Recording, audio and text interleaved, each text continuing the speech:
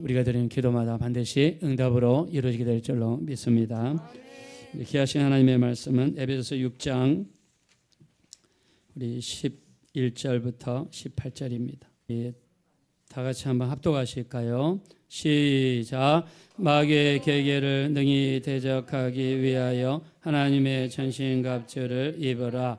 우리의 씨름은 혈과 육을 상대하는 것이 아니요 통치자들과 권세들과 이 어둠의 세상 주관자들과 하늘에 있는 악의 영들을 상대함이라. 그러므로 하나님의 전신갑주를 취하라. 이는 악한 날에 너희가 능히 대적하고 모든 일을 행한 후에 서기 위함이라. 그런즉 서서 진리로 너희 허리띠를 띠고 의의 호신경을 붙이고 평안의 복음이 준비한 곳으로 신을 신고 모든 것 위에 믿음의 방패를 가지고 이로써 능히 악한 자의 모든 불화살을 소멸하고 구원의 투구와 성령의 검 곧 하나님의 말씀을 가져라. 모든 기도와 간구를 하되 항상 성령 안에서 기도하고 이를 위하여 깨어 구하기를 항상 힘쓰며 여러 성도를 위하여 구하라. 아멘. 우리 한번 따라하겠습니다. 성령의 검을 가져라. 성령의 검을 가집시다. 예, 그렇게 갖기 원하시면 다 같이 아멘 하겠습니다. 네, 우리가 살아가다 보면 이렇게 주변에서 하나님의 말씀을 읽다가 그 말씀이 이렇게 강하게 우리 심령을 때리는 경우가 있죠. 그래서 그 말씀 때문에 은혜 받고 회개하고 거듭나고 변화되는 그런 경우가 있습니다. 우리가 이런 경우를 인생의 말씀이라고 합니다. 그래서 말씀을 읽다가 내 심장을 때리고 그 앞에서 철저하게 회개하고 내 인생의 방향을 바꿀 수 있는 그런 말씀을 인생의 말씀이라고 하는데 올해 2024년에는요 여러분의 삶 속에 이런 인생의 말씀이 차고 넘치게 되시기를 예수 이름으로 축원합니다. 어떤 목사님에 대한 간증을 들었는데요. 이 목사님은 아주 옛날에 새마을 운동 하실 때에 정부의 지원을 받아서 새마을 운동을 했습니다. 자, 시골에서 교회를 지어서 거기에서 성도님들과 같이 신앙시간을 하면서 은행에서 융자를 받아가지고요. 그때 당시 돈으로 한 1억 5천만 원 정도를 융자를 냈다고 합니다. 지금으로 치면 한 20억 정도 되는데요. 1억 5천만 원을 들여서 돼지를 샀습니다. 그래서 마을에서 각 집마다 돼지를 분양을 해서 돼지를 키웠어요. 근데 여러분 돼지는 음식을 잘 먹잖아요. 그리고 새끼도 몇십 마리씩 납니다. 그래서 돼지가 부흥을 했습니다. 엄청나게 성장을 했어요. 근데 그해 돼지 가격이 폭락해가지고 돼지 가격이 똥값이 됐습니다.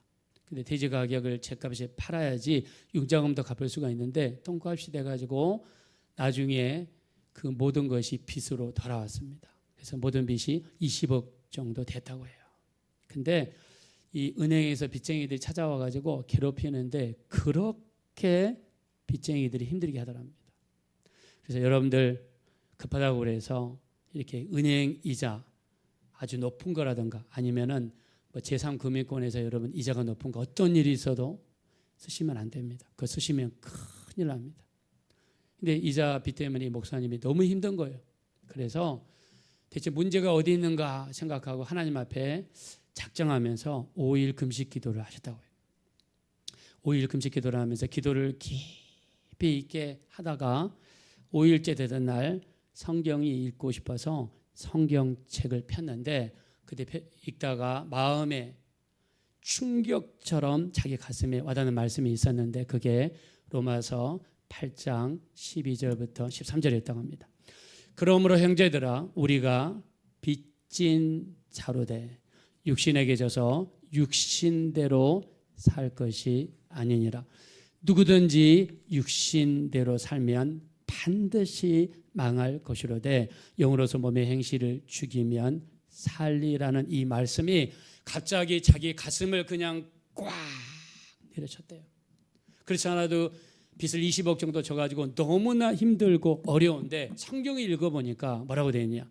그러므로 형제들아 우리가 빚진 자로 돼. 이 말씀이 그냥 자기의 가슴을 그냥 팍 쳤답니다. 그렇지 않아도 빚 때문에 너무나 힘들고 어려운데 성경에서 보니까 우리가 빚진 자로 이렇게 표현을 했단 말입니다.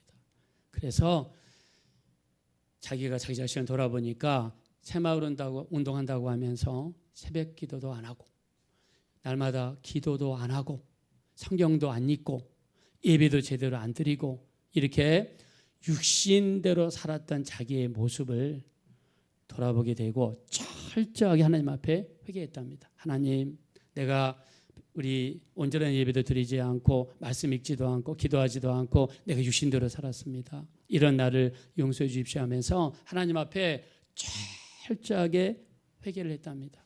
그리고 주일날 이렇게 딱 서셔가지고요, 교인들 앞에서 고백을 했습니다. 여러분, 우리가 새마을 운동한다고 하면서 예배도 등한시하고 새벽 예배도 안 하고 말씀도 읽지 않고 기도도 안 하고 살았던 것을 제가 먼저 회개합니다. 목사님이 눈물을 흘리는 회개를 할 때에 교인들에게 큰 은혜로 다가갔다기 시작해요. 그리고 나서 하나님께서 재정의 문을 조금씩 열어주셔가지고 20억이나 되는 그 물질을 갚을 수 있는 길을 열어주셨다고 합니다. 할렐루야. 자, 그래서 이 목사님 항상 설교하실 때마다 가끔씩 이런 얘기를 하십니다. 내 인생을 변화시킨 말씀, 내게 큰 영향을 주신 말씀은 로마서 8장 12절과 13절이다. 우리가 빚진 자로 돼 육신대로 살면 반드시 죽는다는 이 말씀이 자기 이 심령 속에 큰 울림으로 다가와가지고 그때부터 어떤 일을 하든지 먼저 기도하고 먼저 예배하고 먼저 하나님 말씀을 붙잡고 산다라고 이렇게 말씀하시는 것을 봤습니다. 우리 전에 여러분한테 말씀드린 적이 있죠. 어거스틴이라는 사람, 우리 기독교에서 없어서는 안 되는 유명한 봉사이고 신학자이고 기독교의 판도를 바꾼 사람이 바로 어거스틴입니다. 어거스틴은 어머니 모니카 여사의 손을 잡고요, 어렸을 때부터 열심히 교회를 다녔어요. 열심히 교회 다니고 열심히 예배 다니고 엄마를 따라서 열심히 기도하는 그런 아들이었습니다. 그러다가 청소년이 되면서 세상의 유혹을 받아가지고 교회를 떠났습니다. 교회를 떠나서 밖에 나가서 갖가지 쾌락을 즐기며 살았어요. 술도 마시고 담배도 피고 해서는 안 될 짓까지 다 하면서 살았어요. 그것도 모자라가지고요, 당시 이단교회였던 만이교회에 빠져가지고 이단교회에서 살았습니다. 그러면서 이루 말할 수 없는 방탕한 삶을 살았어요. 그러다가 방탕한 삶을 살다가 어느 날 방에서 누워 있는데 밖에서 이들이 노래를 부릅니다. 근데 노래를 부르는데 그 노래 속에서 들려오는 음성이 있었어요. 그게 뭐냐면 톨레레게 톨레레게, 그 말이 집어서 읽어라, 집어서 읽어라. 그 이들의 노래소리였지만요, 그 안에서 음성이 들려왔어요. 그래서 옆에 뭐가 있는가 찾아봤더니 성경책이 있었어요. 성경책을 집어가지고 폈는데 편 성경이 로마서 13장 13절부터 14절입니다. 낮에와 같이 단정히 행하고 방탕하지 말고 술 취하지 말고 음란하지 말고 호색하지 말고 다투거나 시기하지 말고 오직 주 예수 그리스도로 옷 입고 정욕을 위하여 육신의 일을 도모하지 말라. 우리 믿으시면 다 같이 아멘 하겠습니다. 이 말씀이 있는데요, 그냥 자기 가슴을 때리는 거예요. 이 말씀이 내 마음을 막 때리는 거예요. 낮과 같이 단정히 하고 방탕하지 말고 술 취하지 말고 음란하지 말고 호색하지 말고 다투거나 시기하지 말고 오직 주 예수 그리스도로 옷 입고 정욕을 위하여 육신의 일을 도모하지 말라. 여러분, 제가 번역한 책 중에 정말 지옥은 있습니다. 그 책, 저는 이렇게 책을 번역하면서 어떨 때는 새벽까지 이렇게 번역을 했어요. 근데 책을 읽다가 너무너무 무서워가지고 번역하면서도 자꾸 뒤를 몇 번이나 돌아봤습니다. 너무 무서워서. 근데 지옥에 떨어진 사람들 보면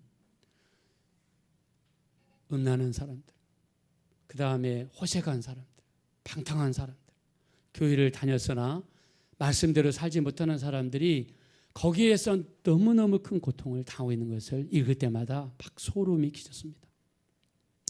아마 어거스틴도 그랬던 것 같습니다. 이 말씀을 읽으면서 이 말씀이 자기 가슴을 막 치니까 그 말씀 앞에 자기가 막 꼬꾸러지는 거예요. 그리고 지금까지 방탕하게 살았던 자신의 모습을 보면서 하나님 앞에 철저하게 회개하는 사람이 됐습니다.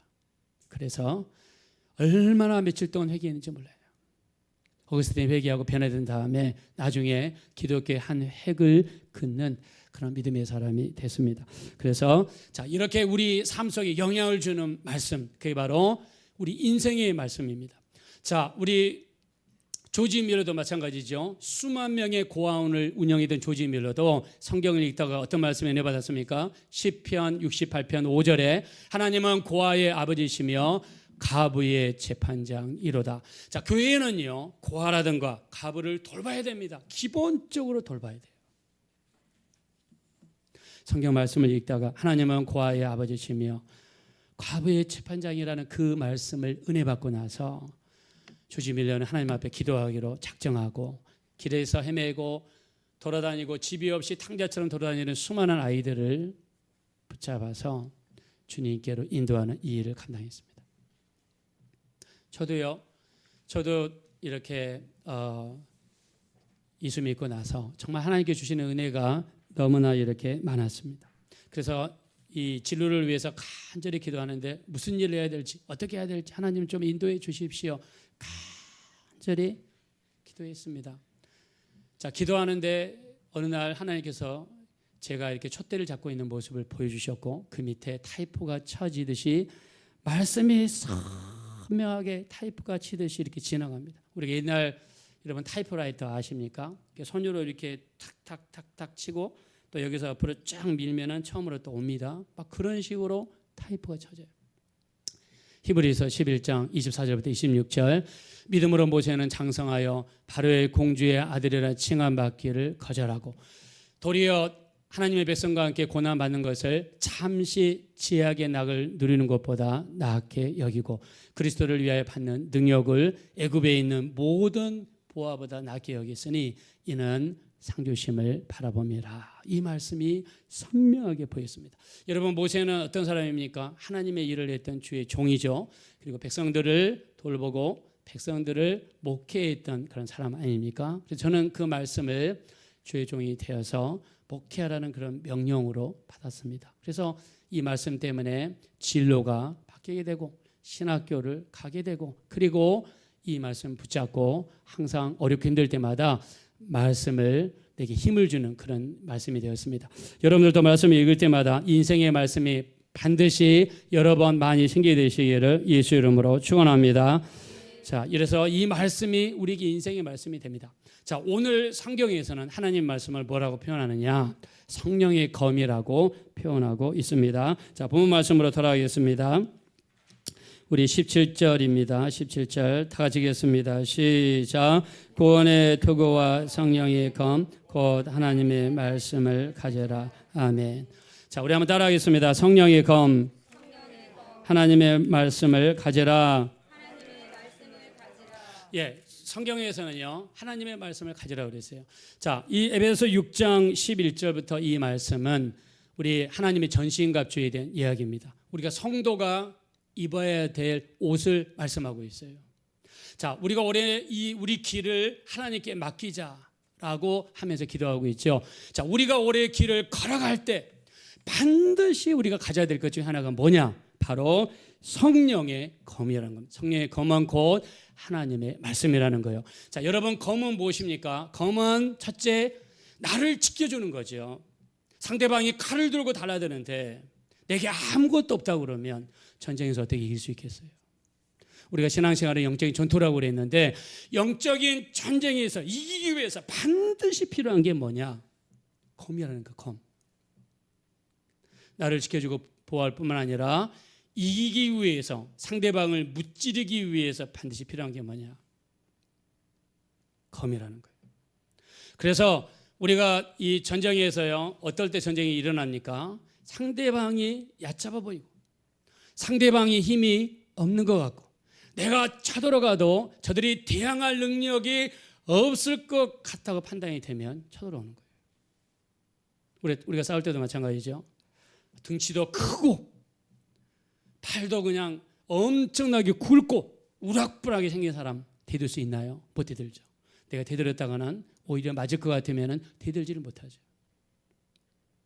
우리나라도 마찬가지입니다. 우리나라도 지금 북한이 핵무기를 가지고 있는데 아마 2030년까지 핵무기가요, 북한이 한 수백 기를 가질 거라는 그런 이야기가 나옵니다. 수백 기.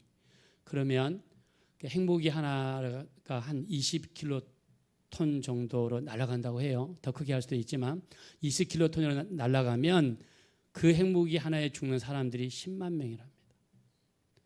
그러면 수백 기를 뭐 평택 미군 기지라든가 용산 대통령실, 이렇게 계룡산 우리나라 군부 이 육군본부 있는데 그런 데다가 막 수십건 하면은 속절없이 당하는 거예요. 그래서 우리나라도 이렇게 무기를 이렇게 하고 있는데요. 우리나라에서 가지고 있는 가장 또 중요한 게 하나가 정보 자산이라고 그럽니다. 정보에는요 세 가지가 있대요. 첫째는 휴민트. 휴민트는요 북한 내에 사람을 포섭하여서 그들을 통해서 정보를 얻는 데예요. 두 번째는 테킨트라고 한답니다. 테킨트는 인공위성, 정찰위성 이런 걸 이용해서요 북한을 본다는 겁니다. 우리나라 힘으로 어려우니까 요즘에는 한국, 미국, 일본이 이 정찰위성 무슨 조약을 맺었습니다. 미군은요 군사위성이 5cm까지 볼 수가 있답니다. 김정은이의 손가락이 움직임까지도 발견할 수 있대요. 세 번째는 시긴트라고 합니다. 시긴트는요 핸드폰끼리 통화하는 거, 유선 전화끼리 서로 통화하는 거, 이거를 도청, 감청을 해서 저들이 무슨 이야기를 하는지를 우리나라에서 잡아낸다고 합니다. 그래서 이런 무기가 우리나라에 굉장히 발전되어 있어서 북한의 움직임을 손바닥 들여다보시 보고 있다라고 그러더라고요. 그 다음에요 작년인가요? 그때 북한에서 보낸 그 조그만한 그 드론이 있잖아요. 드론이 이렇게 막 청와대도 가고 대통령실에도 가고 우리나라 뭐 중요한 데까지 이렇게 갔지 않습니까? 그래서 우리나라 군부대에서 탐지를 못했다고 막 군대를 질책하고 그랬잖아요. 그래서 우리나라에서도 똑같이 보복하기 위해서 휴전선에 배치되어 있는 우리나라 정찰용 무인기가 있다고 합니다. 근데 그 성능이나 종류는 아직까지 발견되지 않았어요. 근데 북한이 그렇게 공격을 받고 나서 우리나라에서는요 똑같은 정찰용 무인기를요 이 휴전선에 배치되어 있는 모든 북한 군대를 다 정찰을 하고 사진을 찍고 무기가 있는 것까지 다 사진을 찍고 돌아왔대요. 그런데도 북한에서 탐지하지를 못했대요. 신문에 이 기사가 나고 나서 김정은이가 알았답니다. 그래서 휴전선에 있는 북한 지휘관들 다 목이 달아났다는 이야기도 있어요.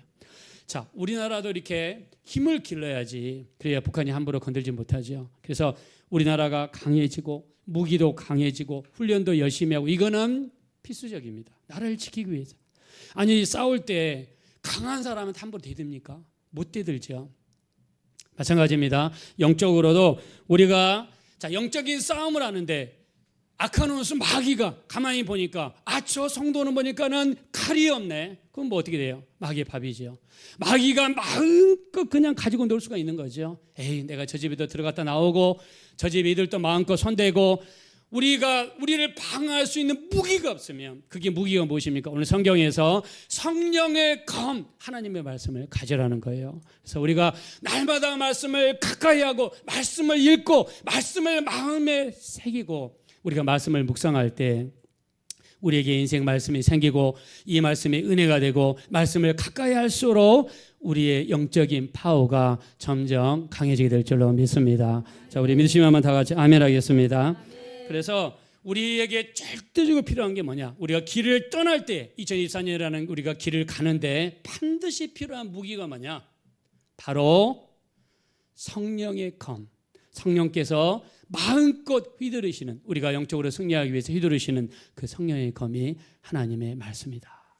그래서 우리가 말씀을 가까이 하고 말씀을 부지런히 읽고 그리고 말씀을 암송을 하는 겁니다. 그래서 저는 여러분들에게 말씀을 암송하시라. 나이 드신 분들이 이렇게 이야기할 수 있습니다. 목사님, 저는 나이가 많이 들어서 암송을 못해요. 아니요, 암송할 수 있습니다.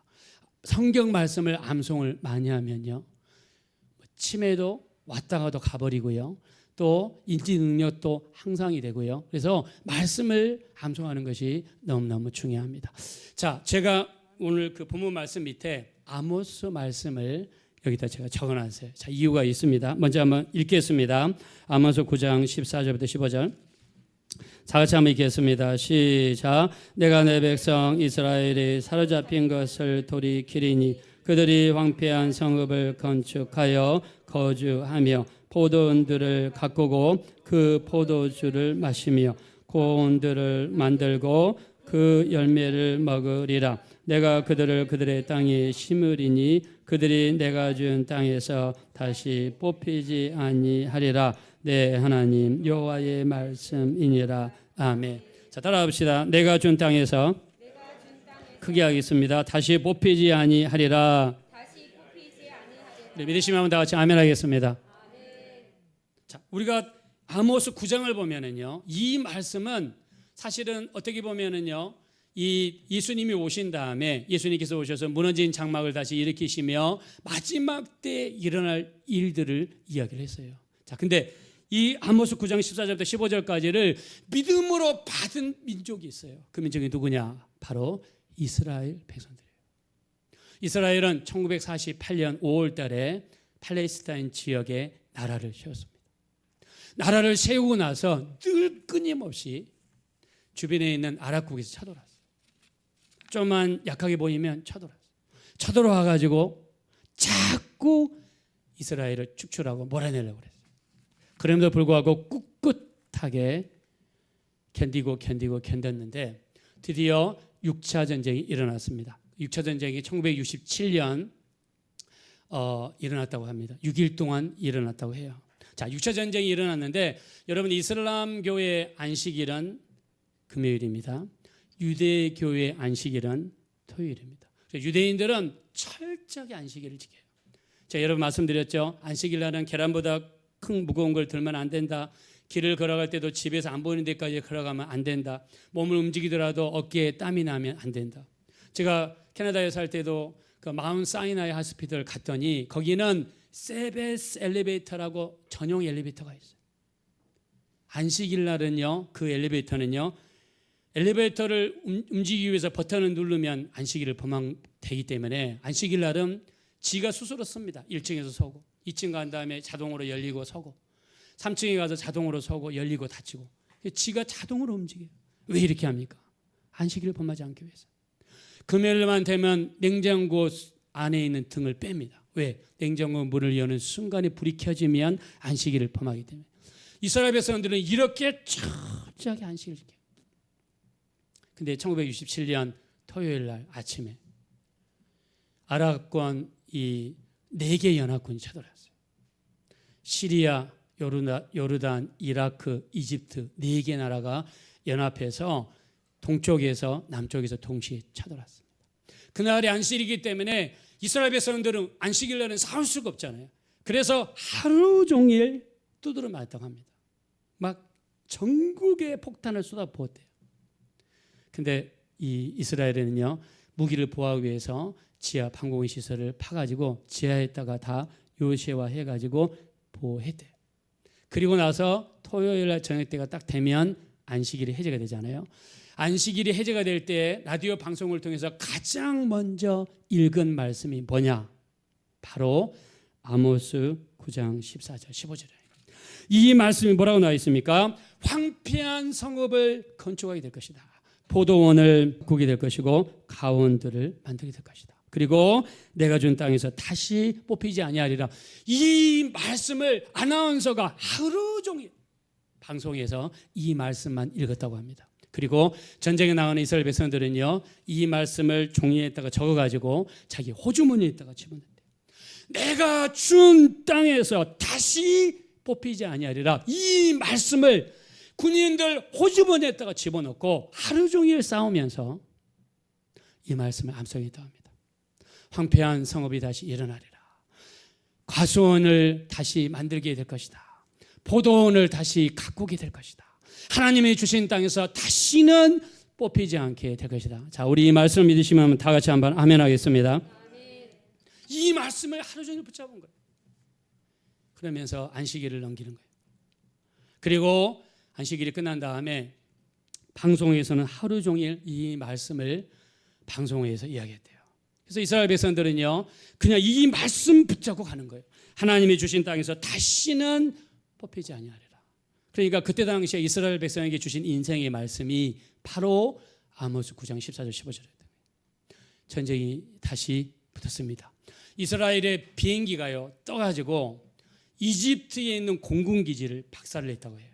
그리고 시리아, 요르단, 이라크 공군기지를 공격해서 파괴시킨 비행기가 416대를 파괴시켰대요. 416은요 토론토의 지역 번호입니다. 그래서 제가 기억을 잘하고 있습니다. 416대를 파괴를 시켰대요. 그리고 이스라엘이 망가진 비행기는 약 26대밖에 안 됐답니다. 그래서 그들이 점령한 땅이 요단강 서안 땅을 다 점령하고요, 시리아에 있는 바산골란을 점령하고요, 그 다음에 이집트가 차지하고 있었던 시나이 반도 전체를 다 차지하게 됐다고 그래요. 전쟁을 6일 만에 끝냈는데 압승, 대승을 하는 큰 역사가 일어났습니다. 자, 여기서 우리가 알 수 있는 것은 무엇입니까? 여러분, 하나님의 말씀을 붙잡는 거예요. 내가 이 말씀을 철저하게 붙잡고 하나님 이 말씀을 믿습니다. 이 말씀대로 이루어지게 될 줄로 믿습니다. 이 말씀대로 역사하여 주시옵소서. 이스라엘 백성들이 이 말씀을 이렇게 붙잡을 때 이 말씀이 성령의 검이 돼가지고 그들이 전쟁에서 이길 수 있도록 인도해 주신 줄로 믿습니다. 여러분, 이스라엘 백성들을 보세요. 말씀 어떻게 합니까? 팔에다가 걸죠. 팔에다가 이렇게 겁니다. 여러분, 지난번에 제가 보여줬죠. 시커먼 테이프로 이렇게 걸어가지고 여기에다가 3cm, 3cm 검정색 박스를 팔에다가 메고 다니죠. 왜 그렇습니까? 바로 우리 신명기 6장 4절 이스라엘아 들으라. 이거를 쉐마 이스라엘이라고 그러죠. 쉐마는 들으라는 뜻입니다. 너희 하나님 여호와는 유일한 여호와이시니 너희는 마음을 다하고 뜻을 다하고 힘을 다하여 내 하나님을 사랑하라. 오늘 내게 명하는 이 말씀을 어디에 새기고요? 내 마음에 새기고 내 자녀들에게 부지런히 가르치며 집에 있을 때든지 길을 걸어갈 때든지 누워있을 때든지 일어날 때든지 부지런히 강론할 것이며 이 말씀을 이마에 붙이고 손목에 차며 바깥문과 문설주에 기록할지니라. 바깥문이라든가 문설주에 기록하는 말씀을 매주자라고 그러죠. 제가 여러분한테 보여준 적이 있습니다. 벽에 이렇게 직사각형 모양으로 박스가 있는데 그 안에다가 말씀을 집어넣는다는 것입니다. 그리고 이스라엘 아이들은요 4살 때부터 시작해서 창세기, 출애굽기, 레위기, 민수기, 신명기를 철저하게 말씀을 암송을 만듭니다. 이걸 모세 오경이라고 그러죠. 또 그들 말로는 토라라고 그럽니다. 이 말씀을 4살 때부터 13살에는 바 미츠바라고 그래서 성인식을 할 때까지 이 5권의 성경을 철저하게 암송하게 만듭니다. 여러분, 지금 병원에 입원해 계시는 우리 김찬수 장로님 요한복음 전체를 다 외우시더라고요. 요한복음 1장부터 21장까지 전체를 외우세요. 여러분, 하나님의 말씀은 어떻습니까? 우리 시편 19편 7절에 보니까 하나님의 말씀은 완전하여 내 영혼을 소생시키시며 확실하여 우둔한 자를 지혜롭게 하며 하나님의 말씀은 정직하여 내 마음을 기쁘게 하고 하나님의 말씀은 순결하여 내 눈을 뜨게 하는도다라고 말씀했습니다. 하나님의 말씀은요 우둔한 자를 지혜롭게 한다고 그랬어요. 말씀을 가까이 하고 말씀을 암송하고 말씀을 인생의 말씀으로 붙잡고 사랑하는 자에게 하나님께서 성령의 검으로 우리에게 역사해 주실 것이고 그 말씀이 우리 안에서 크게 역사하게 될 줄로 믿습니다. 그래서 우리가 올해 2024년을 살아갈 때 여러분 인생의 말씀을 갖자. 우리가 이 걸어가는데 검이 없이 어떻게 전쟁에 나갈 수 있습니까? 성경에서는 끊임없이 우리 영적인 전쟁이라고 말씀하고 있기 때문입니다. 자, 본문 말씀으로 돌아오겠습니다. 11절입니다. 11절 다 같이 읽겠습니다. 시작. 마귀의 계계를 능히 대적하기 위하여 하나님의 전신갑주를 입어라. 아멘. 전신갑주 중에서 우리가 검을 가져야 됩니다. 검은 공격용 검입니다. 승리할 수 있도록 만들어주는 거예요. 이 검은 하나님의 말씀입니다. 그런데 여러분 말씀 어떻게 하고 있어요? 그냥 주일날 교회 갈 때만 들고 다니는 장식품입니까? 여러분 집에서 있으면서 하루 종일 성경 말씀을 한 번도 안 읽어요. 한 번도 안 들어요. 여러분 운전할 때 극동방송이라도 틀어놓고 여러분 들으셔야 됩니다. 요즘에 우리가 유튜브에 가면 성경 말씀을 읽어주시는 분들이 있잖아요. 유튜브도 이렇게 빨리 읽을 수 있도록 바꿀 수 있잖아요. 그러면 여러분 말씀을 이렇게 우리가 늘 이렇게 듣는 거죠. 우리가 시골에서 콩나물을 기릅니다. 시루를 가져와서 밑에다가 집을 깔고 그 위에다가 재를 얹습니다. 그리고 그 위에다가 콩을 얹어 놓습니다. 날마다 물을 주는데 집 때문에 물이 머물지 못하고 밑으로 다 빠집니다.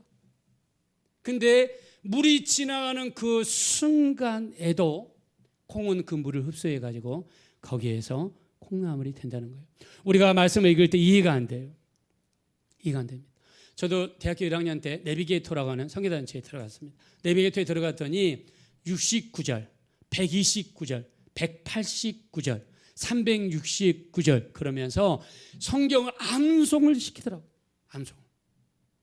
그래서 69절을 주면서 일주일 동안 다음 주 올 때까지 외우라고 그랬더니 아니 이 많은 걸 어떻게 외웁니까? 라고 하면서 말씀에 대해 욕심이 생겨서 그날 가가지고 그날 다 외웠어요. 69절을.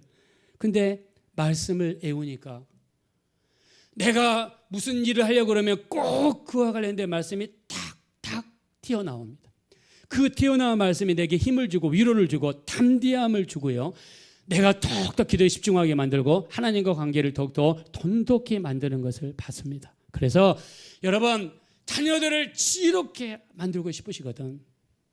말씀을 암송하게 만드세요.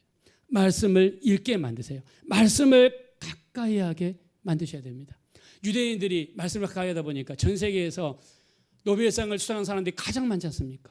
저는 이것이 우연이 아니라고 생각해요.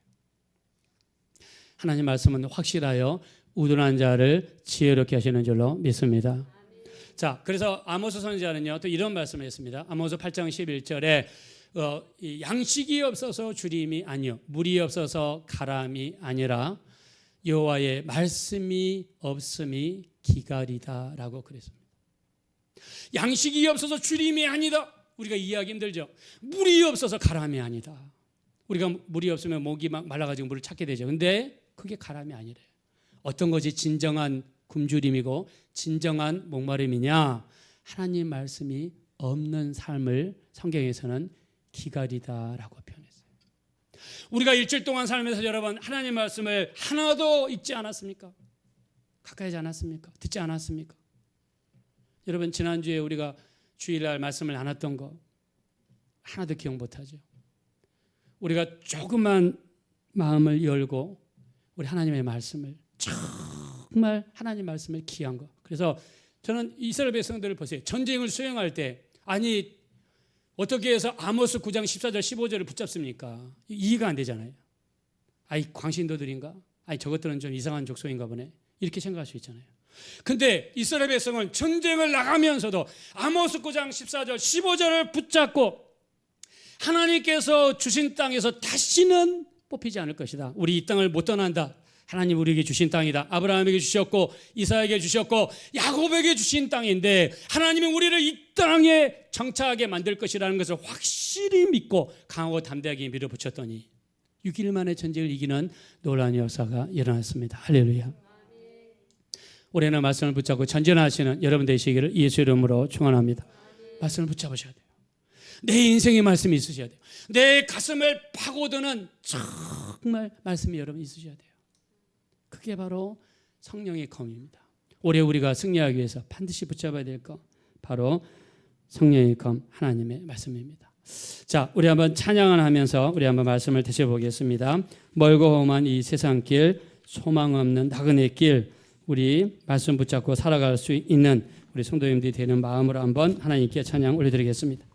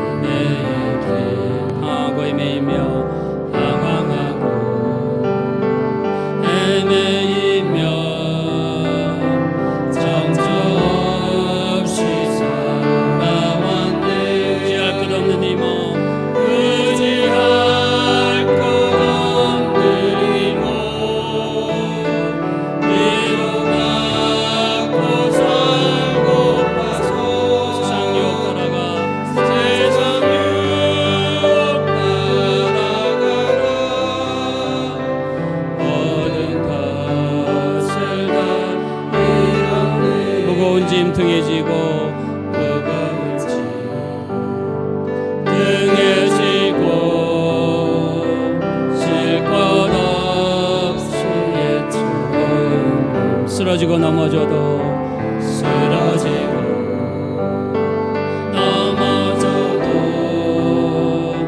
위로한 자 내게 없었네. 세상에서 버림받고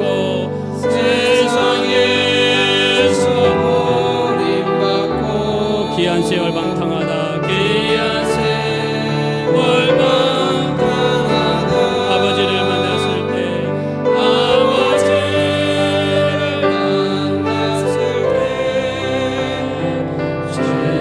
죄인임을 깨달아 우리 가슴에 손 얹으시고 눈물로써 회개하고 눈물로써 회개하고 아버지의 품에 안기어 아버지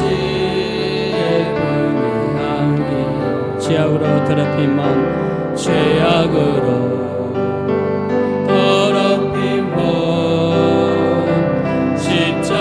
십자가에 못 박았네. 구원함을 얻은 기쁨 구원함을 얻은 기쁨 세상에서 제일이라 세상에서 제일이라 영광의